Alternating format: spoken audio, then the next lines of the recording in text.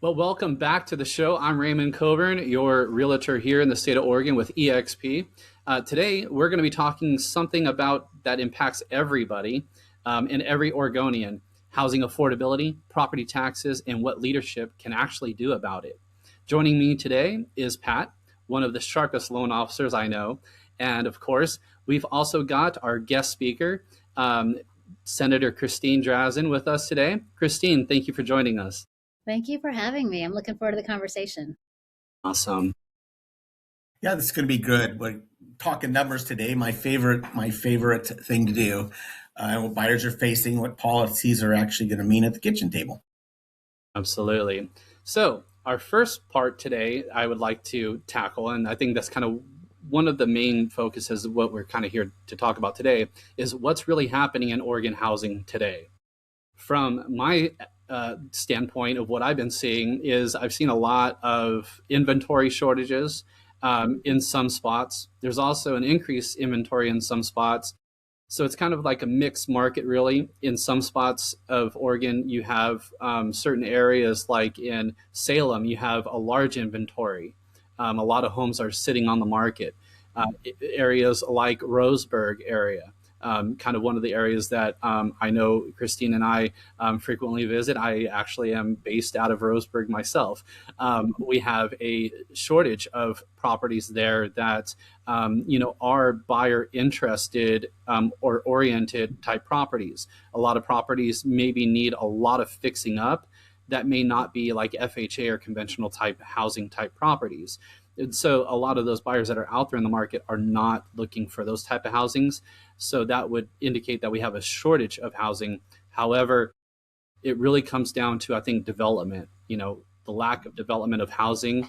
Higher insurance costs is going to be one of them. Property taxes are climbing, and first-time home buyers are feeling stuck, and yet people are still wanting to own and get out of that renting circle. Pat? Right. Yes. From the lending side, it's not just about rates; it's taxes, insurance, utilities. There's HOA dues, everything combined, and insurance has more than doubled with the wildfires, and that's affected affordability as well as even just title fees and that because houses are roughly double what they were a few years ago. Title fees have doubled as well, and just in closing costs, it can cause problems in qualifying a buyer. Right. And from what I've seen as a listing agent myself, sellers are hesitant because they don't want to give up their low rate.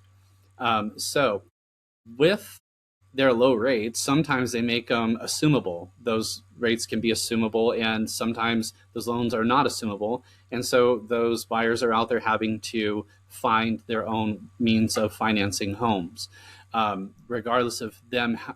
If they're in a family or whatever, then there's a husband, wife, or a couple that is trying to work together to support an income to provide for housing. And so there are down payment assistance programs, but that also gets wrapped into their loan. And typically, in most cases, it makes their mortgage a lot higher as opposed to coming in with a down payment and stuff like that. I'll let Pat get into that. But first, Christine, what are some of the housing supplies that are demanding or that can be fixed, or maybe that you might be able to suggest during your position as a senator or as a up and coming governor? Oregon just is not building and the kinds of houses that first-time home buyers need. And we just need more housing. We need the full gamut of all of the different price points in housing. But in particular, we don't have what used to feel like a first-time home buyer's home. That price point that's, like $300,000 instead of $600,000. It just feels out of reach. And you talked about everything that goes into making it out of reach. I mean, for someone that maybe they have a family member that can help with the down payment, or maybe they can find a program that helps them as a first-time home buyer, either, with their interest rate or with their down payment, you still have to be able to afford your monthly mortgage. And when you're wrapping in your costs for insurance and property taxes into all of that, it does make it less and less affordable. We have got to figure out how we can make more land available for housing, how we can take our land use system and not have it be such a cost driver, because it really does make that land within the urban growth boundary at such a premium. And the prices, we know at a government level that time is money. And so if someone does, have a land that is developable, and all of a sudden it takes a year, 2 years, 3 years, to be able to bring those properties to market, that drives costs. So permitting, system development charges, insurance, property taxes, labor, all the things that have driven up our costs of housing in the state of Oregon, a lot of it is government. There's a lot of this that's government. We have the opportunity to take responsibility for that and recognize that whether or not it's expedited permitting at a local government level or a county level, or whether or not it is the state helping local governments with some of their infrastructure costs so that they are not all built into property taxes and on the backs of folks, that are trying to build homes in those communities. We've got to recognize that government has been driving some of these prices, and we have got to stop. And we've got to make it easier for folks to build. We've got to make it faster for them to get to market. And for some of those cost drivers, we have to take responsibility for that. And we need to be able to do everything that we can to not be a part of that problem and not make it continue to rise higher, because we need more housing built. And we need housing that people want, not just simply, kind of your high density level of housing where it's no longer single family, it's a duplex, it's whatever. That I understand, first we need all, right? We need all. Mhm. But I do think that the American dream remains, my own home. Whatever that looks like for somebody, your American dream starts, and your opportunity to build wealth and build stability in your own life for your own family is tied to your ability to get that first home. And so it's incredibly important that we have more homeowners in the state of Oregon, and that when people are ready to purchase, that we have programs in place that can help them get into that first home, and that there is availability across all markets. You mentioned kind of spotty, right? Like there's some here and there's not some here. Um, Mhm. we have got to do everything we can to ensure that there's access. And also, I mean, we're all ready for those interest rates to go down, aren't we? Like We are. let's see Absolutely. those interest rates go down. Yeah. Come on. Like we're ready. So I'm anxious to see that happen too. Yeah, that'll help a lot. The interest rates. The biggest thing I keep coming up with in my head is regulations, regulations, Right. regulations. I know that that it seems like if we can get away from so much government regulation, that things would just flow. The government really isn't very good at doing stuff. And so and so it You're so usually right. when government can keep their hands off, things go very well. Yeah. I keep saying government needs to get out of the way and say thank you. Like government has a role, but it is not to be all things to all people. And right now, under our current system, under the current leaders that we've got in our state, they want utopia and they want us all to pay for it. And not just that, they're telling us that they're going to get stuff done that they're not getting done. And every bit of this drives costs. So we want better schools because that's in our property taxes, right? But we're getting crummy schools and it's very expensive. So we're paying an awful lot of money for our schools in Oregon, and our kids are not getting good outcomes. They're not taking those tests and getting flying colors here. And so government hasn't been accountable enough to the people, and we've got to control costs. So, we're talking about a need to take these budgets and shrink them to the point that they are allowing people to live their best lives, and government isn't the burden here. And at the same time, we need families to be able to control more of what they earn. Amen. Absolutely. And so, Yeah. Christine, one more question I had before we get into the second part of this is I'm noticing that there is a lot, and I've had to deal with this as a realtor myself many times. Um, is there's a lot of forested type properties out there that certain counties have jurisdictions over what can and what cannot be developed. And so they set those restrictions out there to protect forested land, even though the neighboring property lines are all segregated. For instance, I have a listing out in Grants Pass, and it is on 80 acres. It neighbors several different parcels that are all 8,000 square foot parcels, but the county says you can't you can't segregate that. You can't develop on that except for just the one grandfathered in plot Yeah. there, and you can't expand out into the rest of the 80 acres. It's like there Yeah. is so much more potential to put more folks into homes in this 80 acres that backs up to BLM property. And so I mean, what type of things might change with you in position? So that's our land use zoning at play, right? So you have a property right here that must be within some urban growth boundary to allow that level of density. And then your property is, like forest property, it's designated to have a certain minimum to be able to have that designation. It's farm, forest, whatever that might be. And those have extraordinary limitations on them for whether or not you can have one home, if you can have one home in an ADU, whether or not you can subdivide it.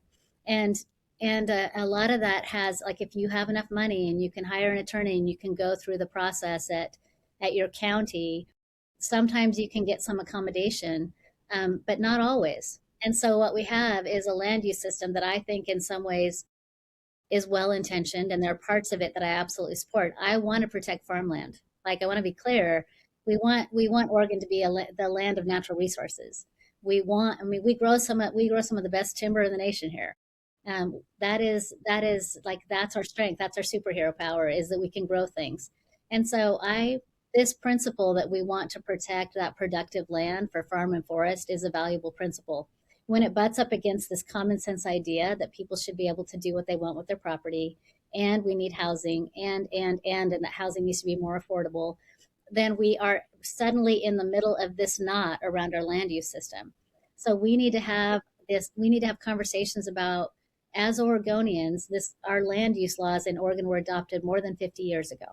It was And the 60s, right? it's barely changed. It's barely changed since they were adopted, and the people come to the legislature for carve outs. So your property, um, people will often come to Salem to get the legislature to pass a law to change how a particular property can be used. You shouldn't have to know somebody in politics and be connected to a lobbyist to be able to use your own property. But that is the state that we are in Oregon right now with our land use system. So we have to figure out how to balance that value, that we want to be a place where the farming and ranching and logging are absolutely a part of our heritage, critical part of our economy, and we need to protect that. And then how do we work that with folks and the need to be able to provide housing and the need to be able to use your property for the intended purposes for which you purchased it. Our system needs reformed. It Yeah. needs reformed, and we have not had anybody willing to have the hard conversations with everybody that's invested in the system we have today. But we need to do that. I've noticed that if industry wants to go over, they'll plow up the best farmland ever to put a Yeah, factory on it. yeah. And that's fine. But if you want to put houses on something, you can't. Well, a lot of warehouses are going in on some of that farmland in my community out in Clackamas County, where my family lives. Gorgeous, gorgeous fields of farmland. And the city has brought it into the urban growth boundary and designated it as industrial lands.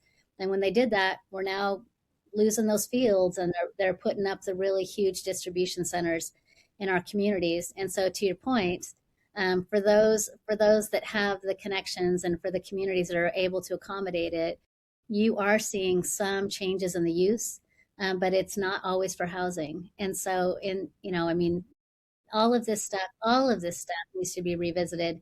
At the same time, the legislature is tying the hands of local governments. Let's say your local government doesn't want necessarily to have ultra high density developments as they add land for housing. Maybe they want to see, 1 acre lots.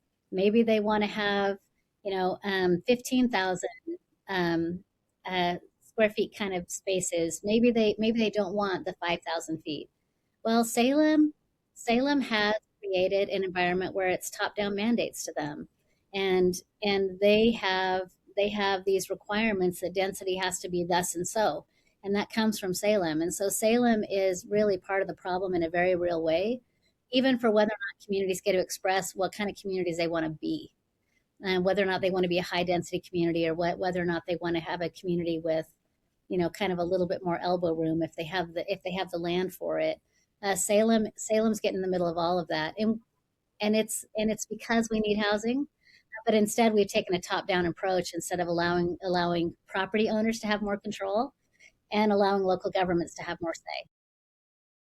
Yeah, and I've noticed that. I mean, I think that, yeah, going back to your statement about Oregon being the home of timber and lumber and stuff like that, which, I think is great. It employs a lot of Yeah, folks, but there is a lot of land that is protected for logging that is owned by logging companies, certain and by lumber the state, companies. and by the state.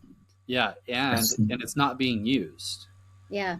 Well, Um, and for those logging companies, I mean, their horizon for their trees might cut it 30 years.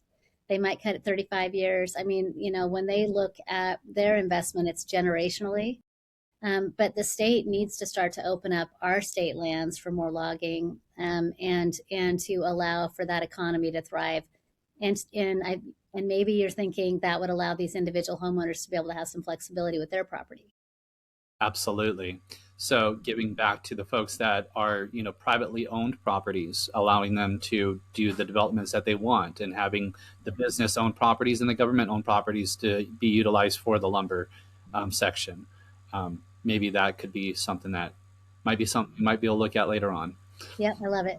And so, Pat, one of the main things that you deal with as a lender is property taxes that can drastically fluctuate a first-time home buyer's monthly payment. Yep. And sometimes it Yes. sends them drastically over what they were expecting to pay. Right. So, Pat, can we cover a little bit more on property Yeah, taxes? when I work on a pre-approval, as we all know, things are really, really tight for home buyers right now. If you don't have a big down, and if you're not making a ton of money, most of my work is first-time home buyers, and it used to be so easy, and it isn't so much anymore. And so when I get a buyer pre-approved, I said, now you need to really pay attention to what the property taxes are, because they could vary on the exact same home depending on where it is. Even in just the same town, it could be 2,500, it could be 4,500. And so you got to watch that.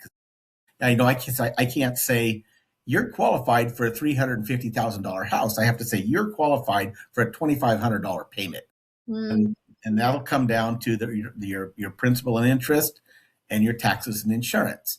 And insurance is also, it used to be $40 to $60 not that long ago, a few years ago, $40 to $60 a month. Now the average for all of the counties around me, the average is $120 a month. wow. That's not a little bit of money. That's a lot of that's a lot of money.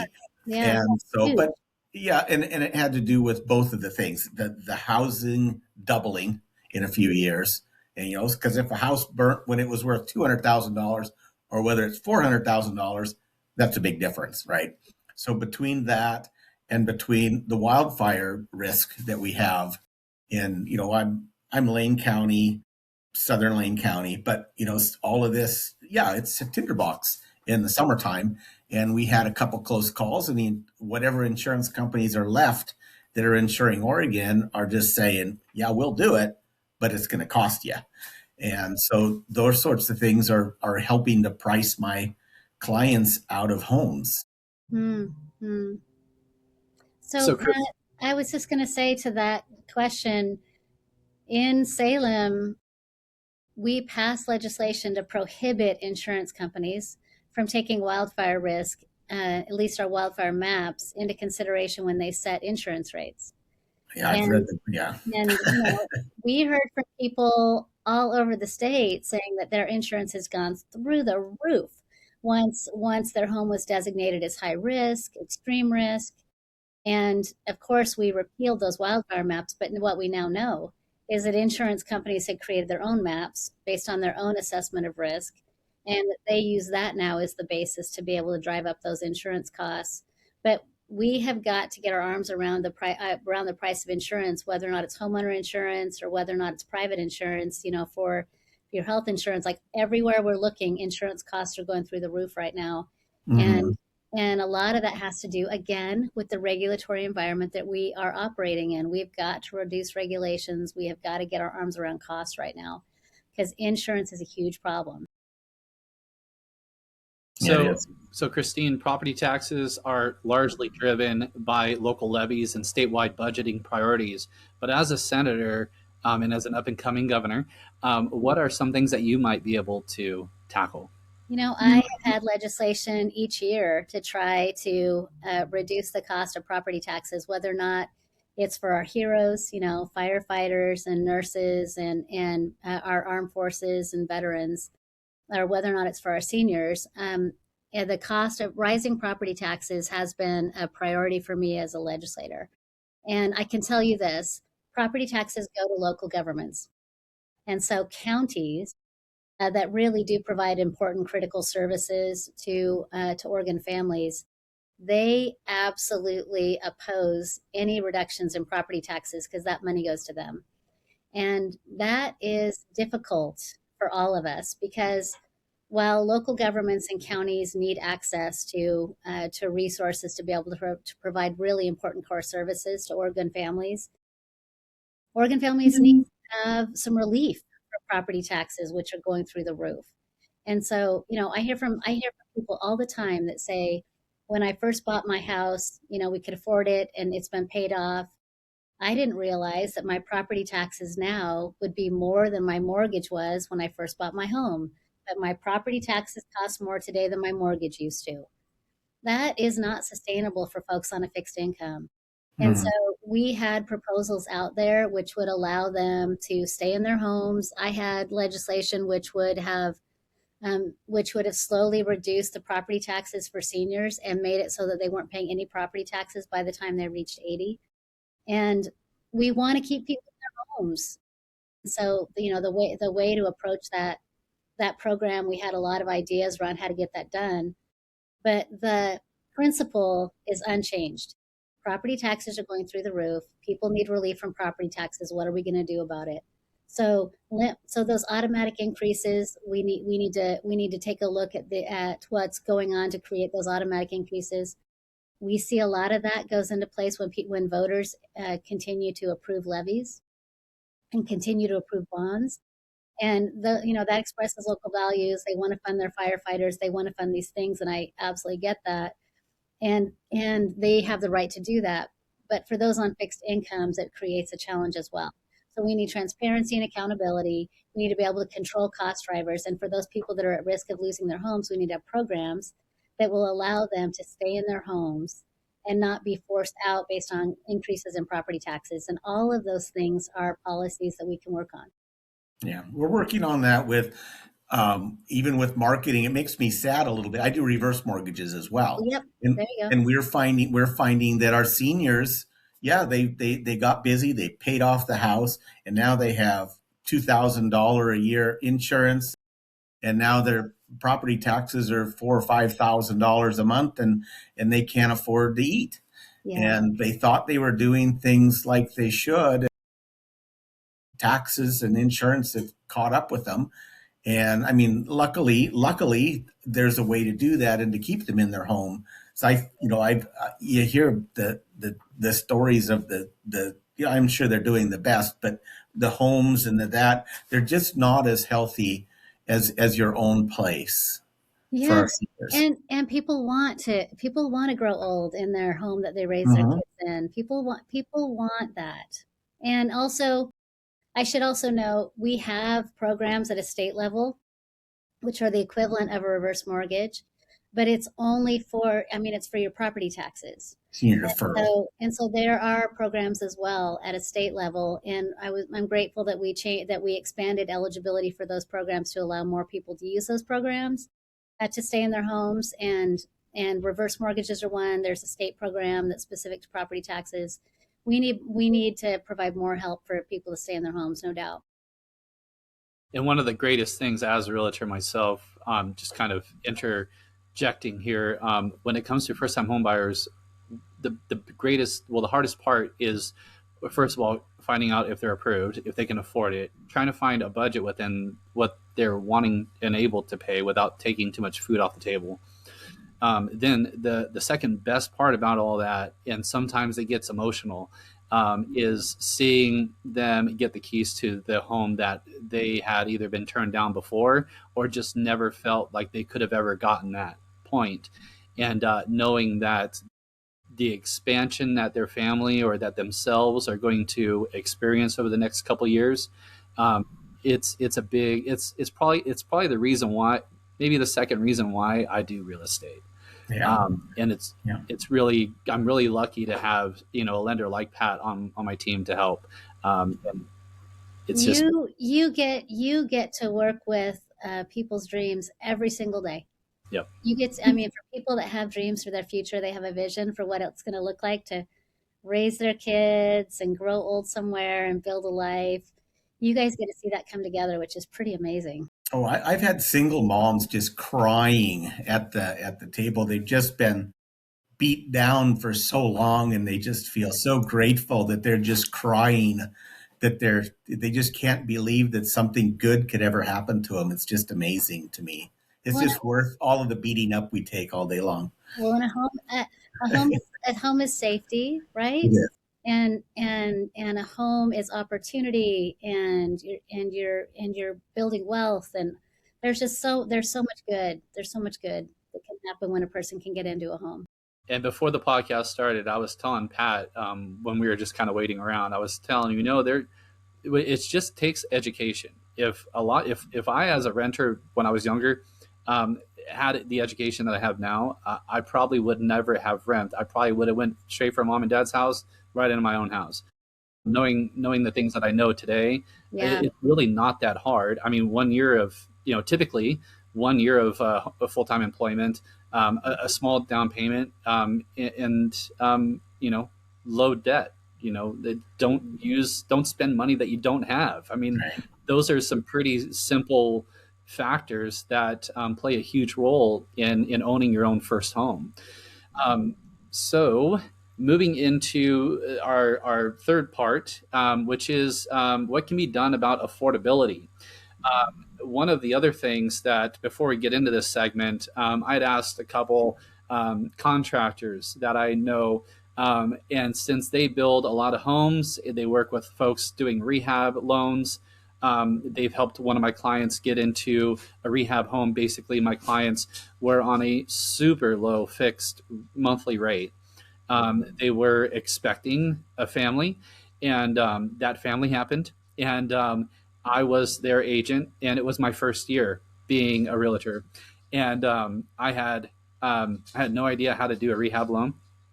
So we were walking through the process, to getting into a rehab, and so working with a couple contractors.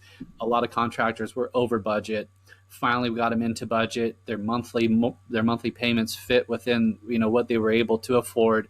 One of their questions was, is it ever possible to ever get rid of property taxes? Because the land that we own should be the land that we own.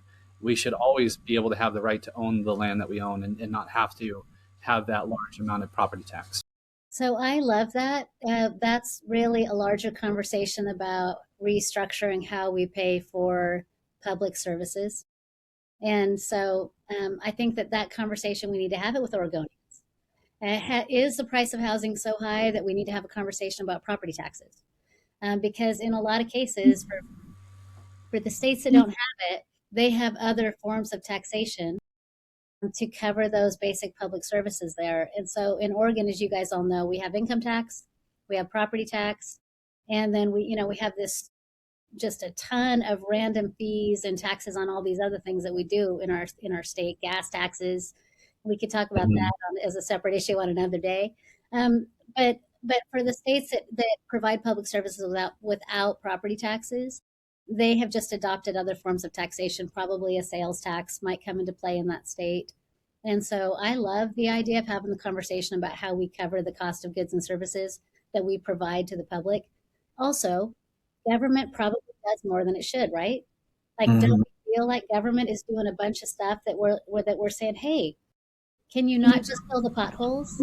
Can Absolutely. can you not just provide the schools and the public safety and not do all this other stuff? So I think that government has got to get back within, back within these sharp edges for what government is and why we have government. Government is not a nonprofit. We are not here to be all things to all people and provide a utopia. We're here to provide equal services, equal access to services, and schools and public safety and good roads. Like that's what government's here for. And in Oregon in particular, we have government doing a lot of things on top of that, and it's expensive.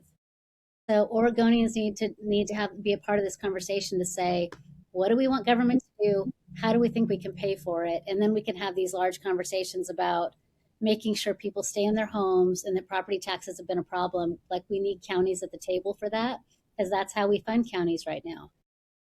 And I can tell you that with property taxes being such a driver right now in costs, it's high time for us to have that conversation. Right. I always felt that, we're talking about the taxation, and yes, there does need to be some. Um, Property taxes are putting a huge burden on homeowners rather than everyone that's using the services, right? Where I always felt the sales tax would be fairer, but the thing always is that they're going to get both, right? That's what you It's like can't they're trust. always, it's going to What you happen. can't It's not trust. a maybe, So that's why everybody keeps saying, Yeah, absolutely, we will not allow another tax because then you're just going to have even more. yeah. And so, So I think that that's been the issue for ages, is because the politicians that are in charge right now, they don't ever take something away; they just add to it. We have a sales tax in Oregon. You probably already know this. It's not a retail sales tax where you go to buy your groceries or or your furniture or whatever. It is a gross commercial receipts, activities tax. right? It's a commercial activities tax, and so if there's commercial activity going on, we're taxing it. We're not taxing profits, we're taxing activity. And in Mm, Oregon, it's very, very expensive. That brings in billions of dollars every year. It's a hidden sales tax. And that's part of how I can tell you that these folks wouldn't take anything away if they added a sales tax. They would add it on top. They added that on top of the income tax. They added that on top of the property tax. Then it's stacking for all of us. So we talk about affordability and why food is so expensive here. We have a commercial activities tax, and every business in that supply chain pays that same tax, and it just gets stacked by the time it finally gets at the retail level. By the time it finally gets to the consumer, everybody's paid down that all the way down the line, and it just makes things expensive. Absolutely. And so, Christine, getting into a little bit more in depth in the affordability, Yeah, we were talking about developments, housing developments, having developers maybe make more homes, but there are some facts that we can't ignore, and that is really maybe the permitting taking too long, maybe reducing red tapes for builders, incentives for workforce housing, rural development flexibility, infrastructure support to open new buildable land. We've already kind of touched on the developing land possibilities, but what about those red tapes and the timing that it takes for builders to get those things done? I really, really support reducing the regulatory burden, expediting permitting, and reducing red tape. We have to. We have to. We have to. We have to. And for local governments, they're saying that they can't open up new land because they can't afford the infrastructure. So they can't bring the water out or they can't bring the natural gas out. It's too expensive to do that. Uh, the state has a very real role to play to help local governments to make sure that those costs are manageable and that we can get that building done. So we absolutely, as you know, as in this legislative process as a state senator, we had legislation this session which would have allowed for more flexibility for development in rural communities, and it didn't advance like it should have. Right? We have people that don't want to see homes be built, and that is a problem. That philosophical approach to this, where they complain about how housing is too expensive or they complain that we don't have enough, and then they turn around and they don't provide flexibility for rural communities to build where they need to and where they want to, that's a problem. And so the permitting has got to be expedited. We've got to provide supports for local governments to be able to get that infrastructure figured out and to help them cover some of those costs. And we need to actually recognize that there is a place for incentives for builders that are willing to come into these markets, that are willing to push through and provide affordable, not publicly subsidized public housing, but market housing that is affordable for first time home buyers. And I want to make that distinction. Oregon has invested billions of dollars in what is actually publicly funded public housing. We have standalone individual homes, which are actually public housing that we build. We have apartments that are affordable housing, publicly subsidized housing that we have built as a state. That's really different than allowing for the private sector to build homes, which someone's going to own. They're going to build equity. They're going to live their lives there. It's theirs. That is the kind of affordable housing that we need. And to get that done, we need to cut through that red tape.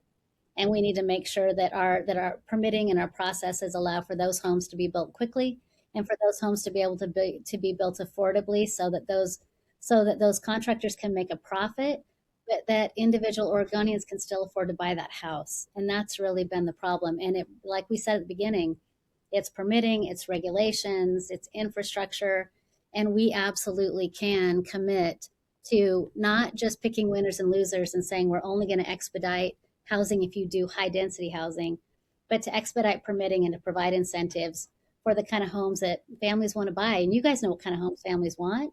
Like what kinds Mm-hmm. of things are people hoping to get into right now?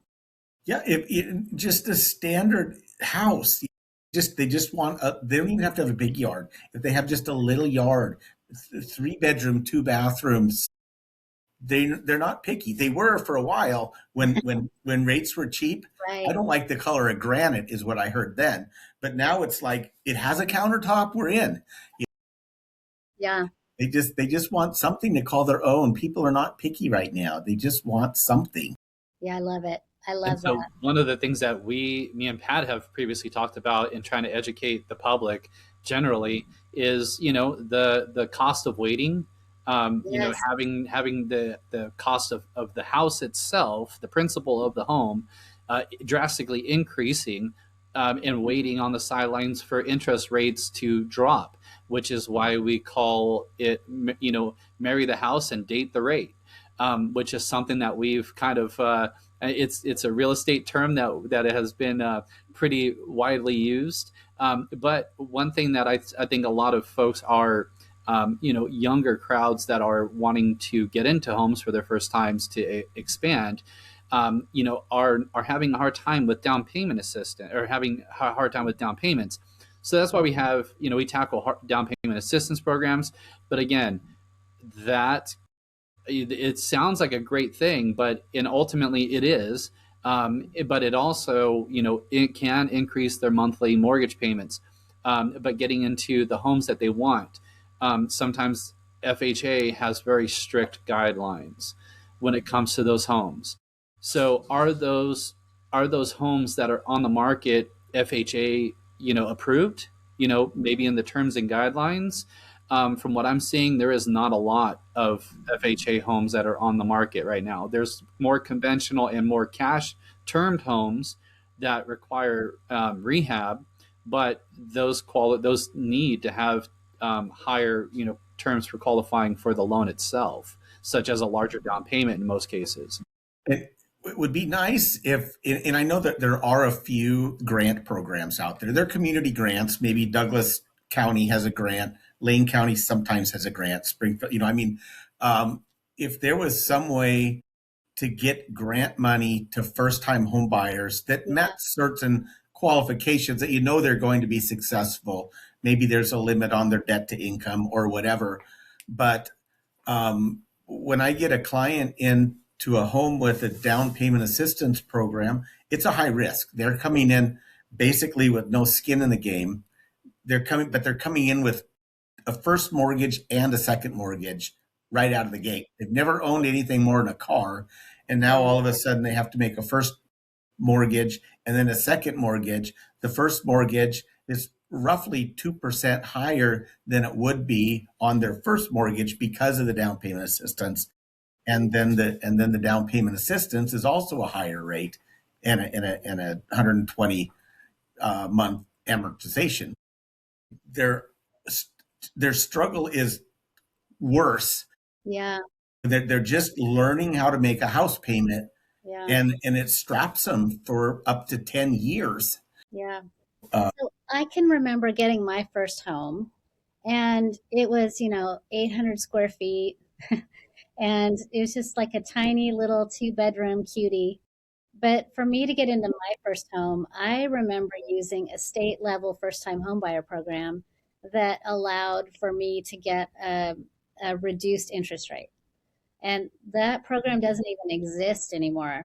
Looking for state level programs and identifying opportunities for people, first time home buyers, to get support at a state level that's a little bit more straightforward, that doesn't have the complexity that you're describing right now. Back in the day, those programs existed, and and somehow the policies have shifted, and I don't see those programs as prevalent as they have been. I think that we have got to keep our eye on the ball here. I think first time home buyers need to be given an opportunity to legitimately succeed. right. And you just described sounds a little bit like they got in a home, but it's possible the deck is stacked It's against them. yeah, it's going to be really tough for And them. that's tough. That's tough. So we need straightforward, streamlined first time home buyer programs that give them the best possible opportunity to succeed. I know Washington has an amazing grant program that we could probably Hmm. steal from them. Let's steal. You know? Let's steal. Yeah, So does Arizona. Yeah, I was yeah, going to say I would. It's more likely I'd want to steal from someplace like Arizona than Washington. right.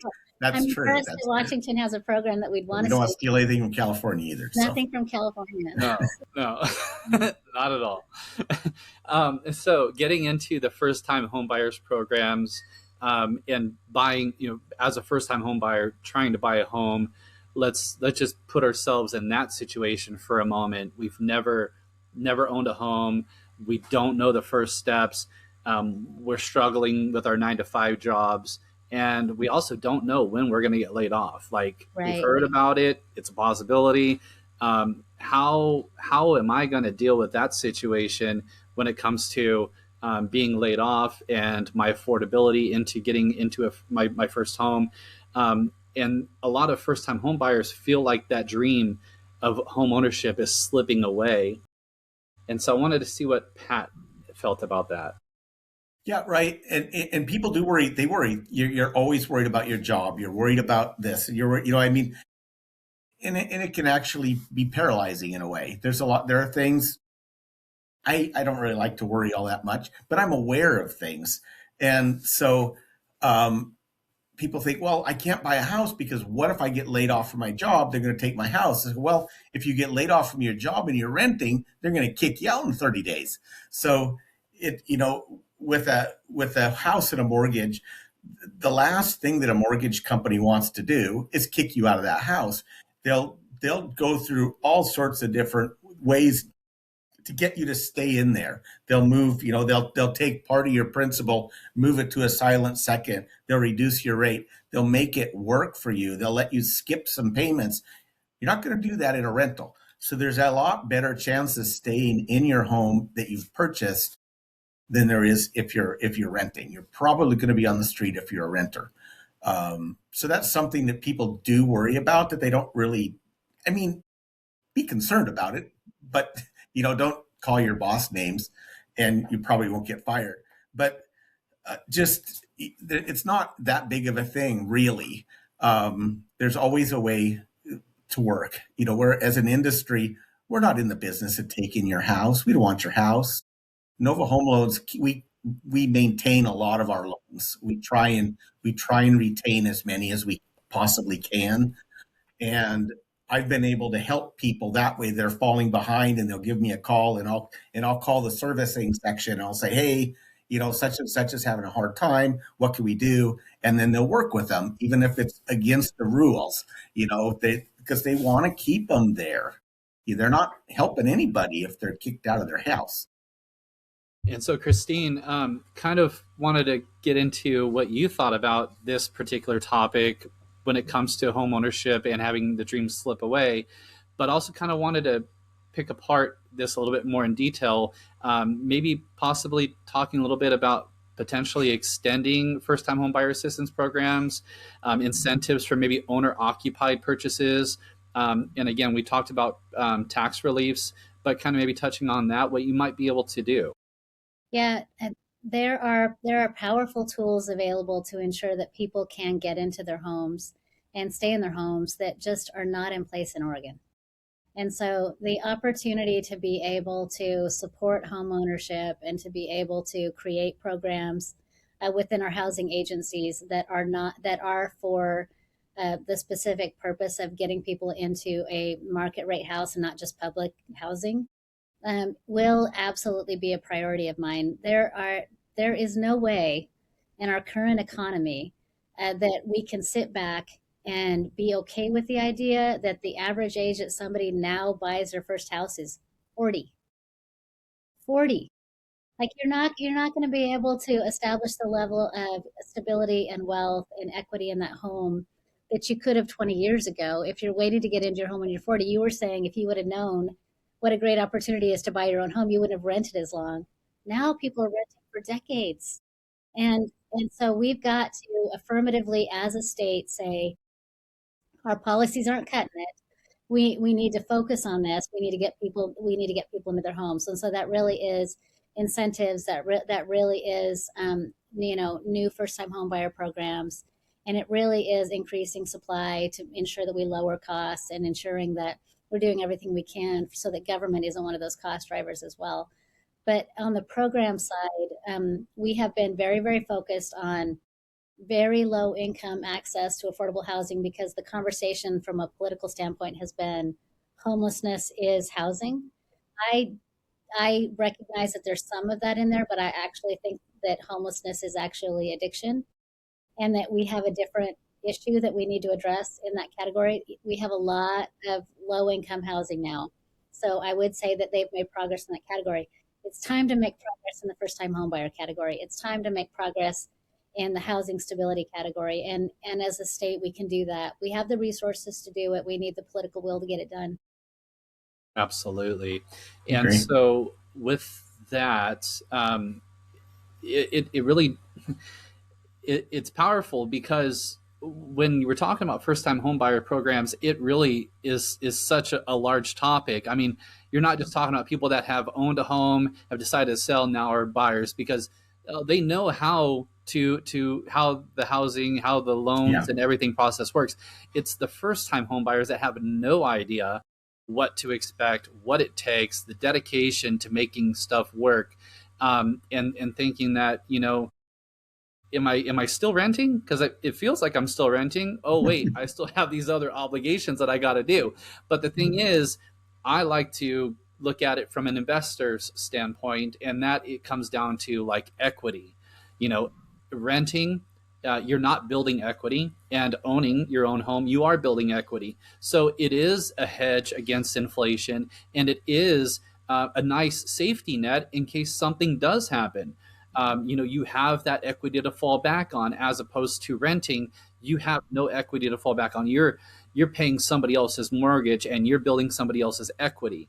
And so I think that thought process, that mentality, I think needs to stop. Right. So here is the biggest question of the day, since we got our guest here. So if Christine becomes governor, what changes? You will see dramatic improvement in affordability across the board. I'm just going to start there. Affordability, affordability, affordability. We have become an unaffordable state. And that also means that when people are trying to save for their down payment, instead that money is going to the price of fuel. It's going to gas. It's going to food. It's going for insurance.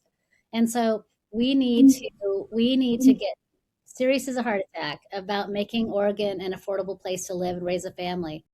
We are also, through my leadership, going to see a real focus on Oregon families and strengthening the Oregon families, and that means ensuring that if their dream is home ownership, we have programs in place to help them achieve that dream. So public safety is a very real focus of mine. But that's all a part of quality of life here. We want to have beautiful communities here. We want to have walkable sidewalks. We want to see the people that are in need to get the help that they require. But we have to have an affordable place to live. Otherwise, people are looking over the fence and they're thinking about going to other places where the taxes are lower and they can afford the homes. We don't want that. We want our taxes to be affordable. We want our homes to be accessible to people. We want to keep Oregon growing. We want to keep Oregon thriving. And my vision for the future of our state is so simple. It's that Oregon will be the best place in the nation to raise a family, to start a business, grow a business, get a world-class education, live your best life. We can do that, but it's going to require that we take away some of the regulatory burden that's not necessary, that we focus on lowering costs, and that we focus on priorities instead of trying to extend government into all these categories that are just very expensive, where government doesn't function efficiently and isn't providing return on investment, and yet we still keep spending money that way. That's got to stop. So expectations, high standards, accountability, and lowering the cost of living here so that more families can afford that first home and achieve the American dream. I like it. Absolutely. Well, Pat, do you have any questions for Christine before I get into our closing section here? Well, I don't know. I can't think of anything right this second. I mean, she's answered, I think, a lot You're of not our going anywhere, Pat. You can find right, right. I know. For me, yeah, it's the regulations. It's the I've been waiting for like 4 months to get a permit to run, so like a cable company can run fiber optics on a power line for 200 feet to the house, and 4 months for that. We've had a TV since November that we can't use at the ranch. It's that that sort of thing drives. How could this be? Yeah, it drives me crazy, that sort of thing. And then the land use. We're on a 40-acre ranch, and that really should be like 15s or 20s, and it's been in her family since the 60s, and it's like, well, if you hire an attorney first to get all of this done, it's like, what if you don't have the money for the attorney? Yeah. Then you don't get the privilege of using your own land. Yeah. It's a broken system, Pat. So anyway, so that's the sort of thing that drives me crazy. I farmed in Wisconsin for a while, and where I was, there were no permits. You could do whatever you wanted, however you wanted. You could build a house on 2 square feet if you could stack it up high enough. Nobody cared. You could do whatever you wanted to. And then when we moved back here, it's like, what do you mean? I can't on my own thing. I have to have a plumbing permit to run the water that's draining off the hill across the street. It's like, wow. It is a very controlling state, and it has just gotten worse and worse and worse and worse. And every bit of that costs money. Every bit of that, you're paying it, or taxpayers are paying it. Somebody's paying for every bit of that. And we've got to get our arms around it, and we've got to reduce that regulation. And one of the other things that I've noticed as a realtor, is I've noticed that there's been some corporations that have decided to move into Oregon, take over residentials, turn it into commercials, or commercials and turn it into residentials, and massively develop it for out-of-state benefits. As far as, giving back to and regulating how more of Oregon developable property should be used for residences as opposed to commercial and out-of-state benefits. How are some of those things that you might be able to tackle, Christine? I'm really interested in ensuring that Oregon families get Oregon homes. And it's really hard for an individual to compete against a multinational corporation or whatever, right? Like if you're competing against a REIT to buy a home down the street and it's a cash offer and it's investor owned or something, it's very hard to compete with. And so we need more housing supply. We need to have more options out there.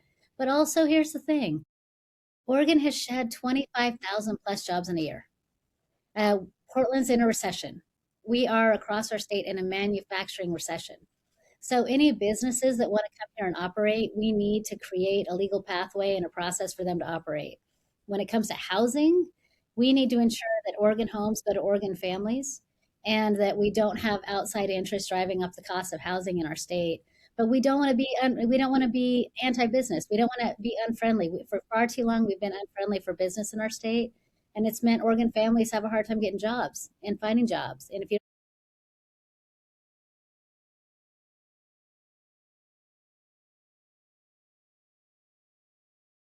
Did we lose her? I think we got froze up.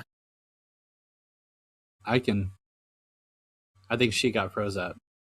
Okay, I think we're okay. You're just in shock.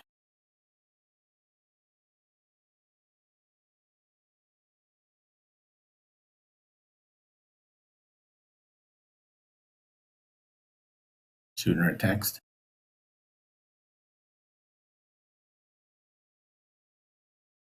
Probably could have paused our recording.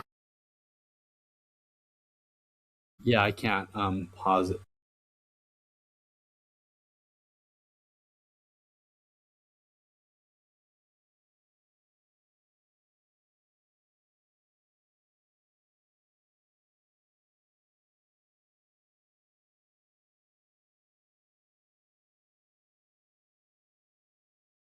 We're so close.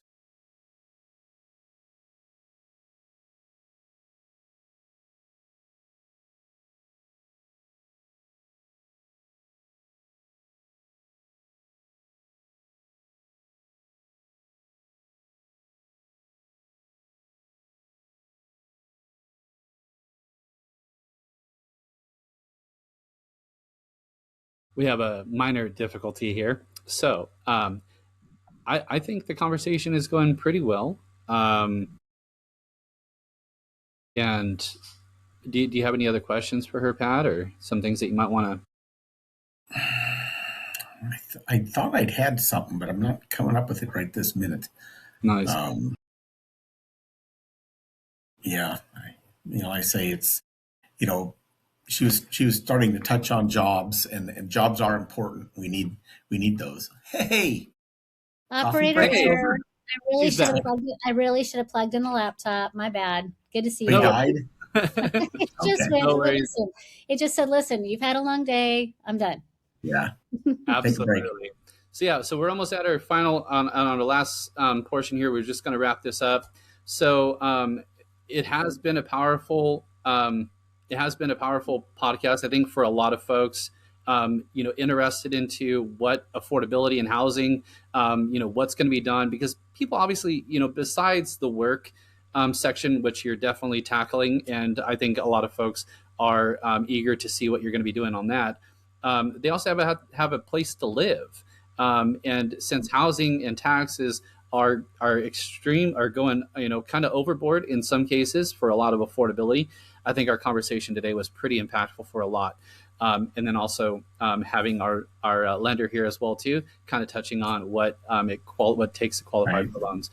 Well, I think that people will be excited to hear that there may be some work towards that. There's a lot of people that are excited about getting into a house, and they'll cling on to any little hope that there might be some way that somebody's going to do something and sees them and sees their plight. I was speaking to a group of gentlemen that are firefighters, like wildland firefighters. It was a room of north of 100 people, and I just asked them. I said, "How many people here would like to get into a home? Would like to own your own home?" Hands shot up, the whole room of guys, and they're like 18 to 28, 30-ish, like right in that range. Yeah. None of them owned a home. And I would be happy to help them. All of them wanted to, right?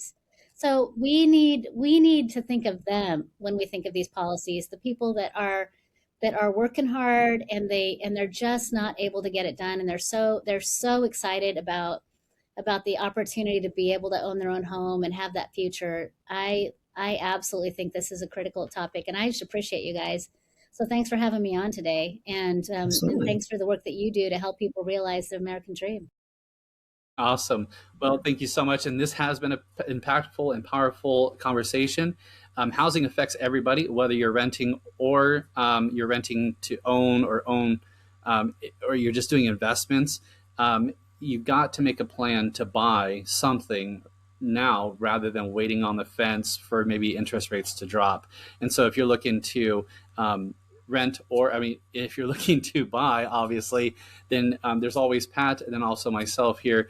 And then also, hopefully, we'll be seeing Christine Drazan as a governor. So thank you so much, Christine, for your time. Right. Greatly appreciate it. Thank you. Thank you.